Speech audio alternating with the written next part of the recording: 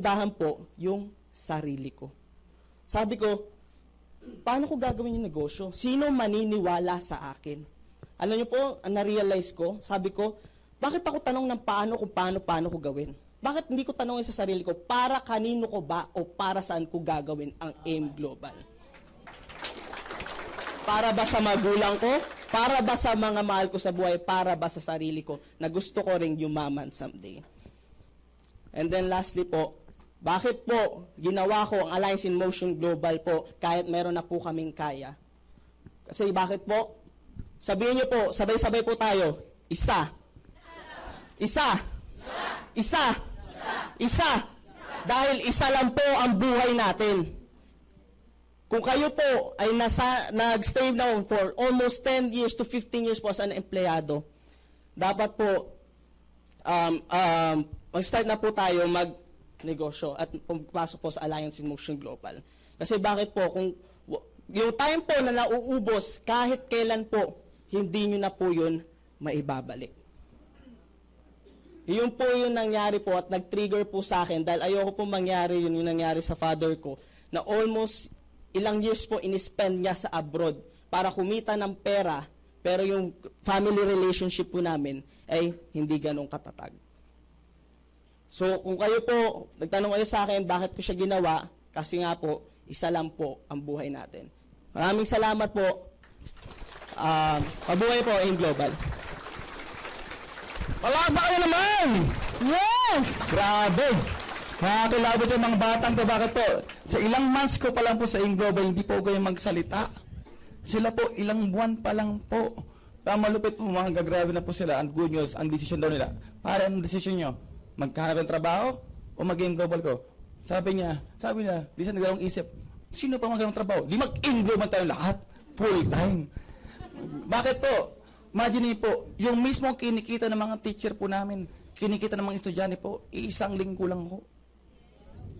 Hindi ko naman pinagmamayabang po, kasi po, nagninegosyo na po sila. Okay? Okay. So, hindi na natin patatagalin yung ating last speaker for tonight. At ito po, sinesay po natin yung best.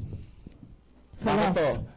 Sa amin po, sa Palawan, no, lumaki pa yung grupo ko doon. Parang di lang sa wag malaki po. Last anniversary sa Palawan, napuno po namin Coliseum doon ng 5,000 katao. Dapat sana malaman doon ng mga tao po. That's a record-breaking ho. Sa isang probinsya po, 5,000 po, punong-puno po siya. Ito po nangyari ho. Sa Coliseum na po yun. Meron pa may inawardan na 50 po na naging multi-millionaire po. Palakpakan nyo naman, oh! Palawan pa lang po yun. Gusto ko sa bawat isa ng mga leader ng bawat probinsya po dito, yung vision na nangyari po sa amin sa Palawan, na katotoo, gayahin niyo po. Kasi kung kami nga sobrang layo ng Palawan sa Ortigas, nagawa po namin. For sure kayo po, kaya nyo rin gawin yun. Kasi may nakagawa na nga. Tama po ba? Correct. So, big sabi nyo nangyari sa Palawan, malayong-malayo pa yan sa lugar nyo. Tama po ba? Malayong-malayo pa yan sa Malabon. Malayong-malayo pa yan nangyari sa Bulacan, Cabanatuan, sana sa Bataan, saan? Sa Pasay. Guys, bakit po? Kaunti pa lang po talaga ang napoproduce ng AIM Global ng mga milyonaryo. Tama po ba? Kasi 800, marami 800, pero 800 is nationwide. Kaunti pa rin po yun. At isa po na naging milyonaryo po sa Palawan ho, na ginawang part-time na 1-2 taon po, nandito po ngayon sa office po ng AIM Global ho. Magsasalita po sa inyo. So excited na ba kayo? Itong tao po to, sana magkukwento kung anong background niya. Pakinggan niyo po siya, bakit po sa Palawan po, siya po yung top 2, top earner po ng Palawan po. So dapat palakpakan natin malakas. Okay na po ba? Kung kanina sinabi dapat marinig sa kabilang kumpanya, ito dapat marinig sa kabilang bansa. Okay na po ba? Yes! Okay na po ba? O siya isang milyon, isang palakpak, may kasamang, woo! Ilabas mo talaga para magising ka talaga. Tama ba? So 1 milyon! 2 milyon! 3 milyon! 4 milyon! Palakpak kay Bernie Salay!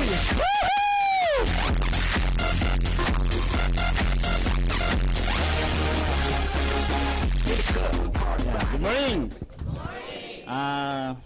Karating ko lang po, lumangay pa ako, galing Palawan.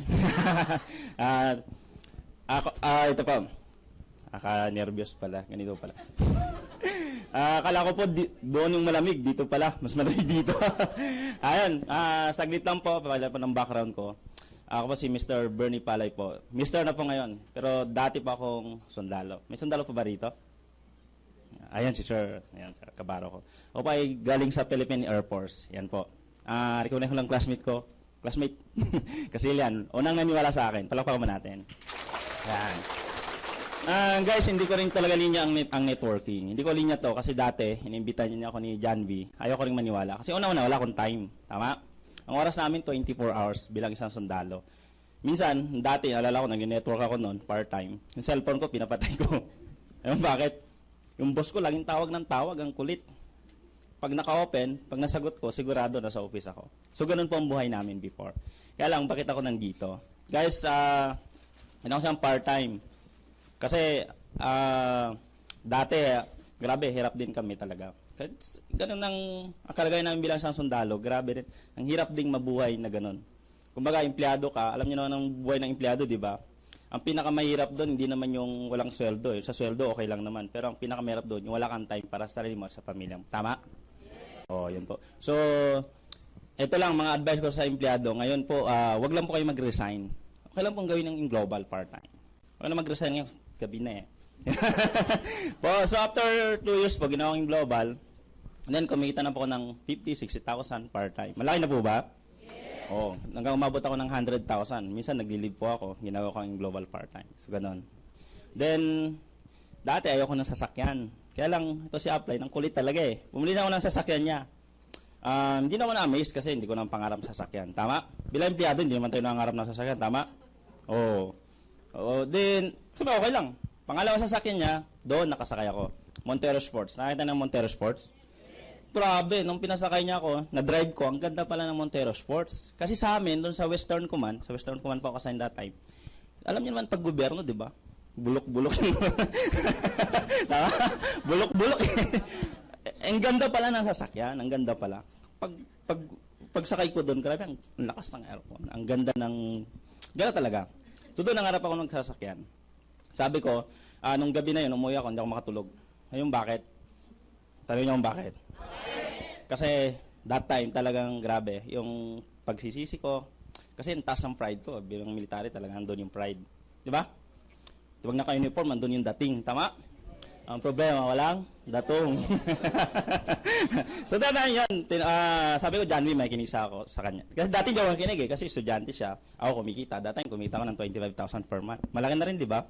So sa probinsya ka, malaki talaga yun.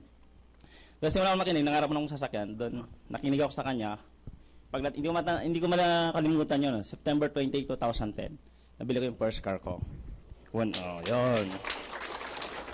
Hindi naman siya nakakabaliw, pero biling isang empleyado, may kotse ka, 1 milyon. Napakaling bagay yun. Tama? Yun, di ba? So, tinuloy-tuloy ko yung global part-time. Naging global ambassador ako. Na-hit ko yung part-time. 2011, nakapunta ko ng Hong Kong. 2012, nakabalik ako. Dala ko yung wife ko. So, doon kami nag-honeymoon ulit. Dati sa servisyo, hindi ako kahit honeymoon dito, hindi kami makapunta eh. Kasi, walang budget. So, guys, ngayon, ang pinakamaganda, yung pinakasarap ngayon. Kasama naman ako sa Macau Tour ngayong taon. Diba? At ang pinakamasarap doon ngayon, yung hawak ko ng oras ko. Ako na yung boss ng oras ko. Ito pala mga nasa Team Global. Guys, sa inyo ngayon na nandito, bilang inspirasyon, kung hindi mo man linya yung global, okay lang. Darating ang panahon, darating ang oras, yung mga bagay na linya mo, magagawa mo pag kumikita na sa yung global. Ano-anong alimbawa? Isa akong military, akong sundalo, ang linya, hindi naman linya to pagbebenta. Dumating ang oras, kumita ko ng malaki. Yung linya ko, baril. Di ba? Tama?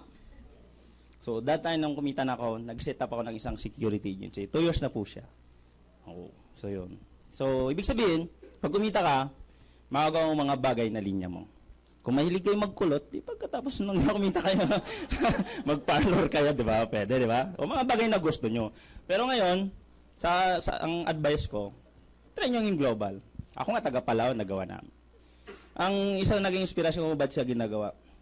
Ngayon, bakit siya sineryoso at ba't ako nag-resign? Guys, ayaw ko nang maranasan yung hirap na nadanas ko before. Mahirap lang kami talaga. Yung bahay namin doon sa bundok, taga-bundok po kasi kami. Ang bahay namin doon, makita mo, see all you can. Kaya talaga yung ganun. See all you can. Pagpasok mo, lahat kita na. Ganun. Yung mga tao doon, yung ang harap. Walang kuryente, ganun. Ganun kahirap ang buhay. So, nag-aaral ako ng college, working student. Ako lang taong talagang hindi ako nauminto sa pangangarap. Yan. So guys, hindi ko na patagalin. Iiwan ko lang sa inyo itong isang salita.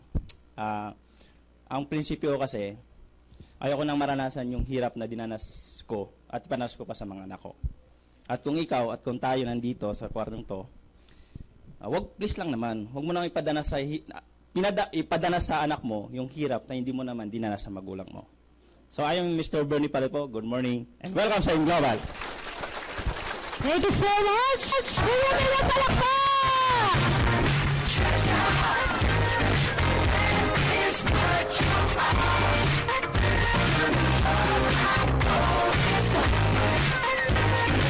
May inakuha ko lang pag yan, lakay naman!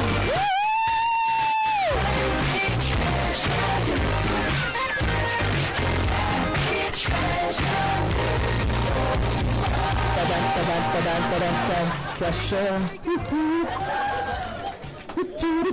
Ano ba? Ito ba? Ito. Sige, dalawa para masaya. Kumusta kayo? Palagpakan naman natin yung mga host natin. Gagwapo, gaganda, oh. Mana sa akin, eh. Hindi ako ang pinaka-main event nyo ngayon. Meron pa tayo isa pa.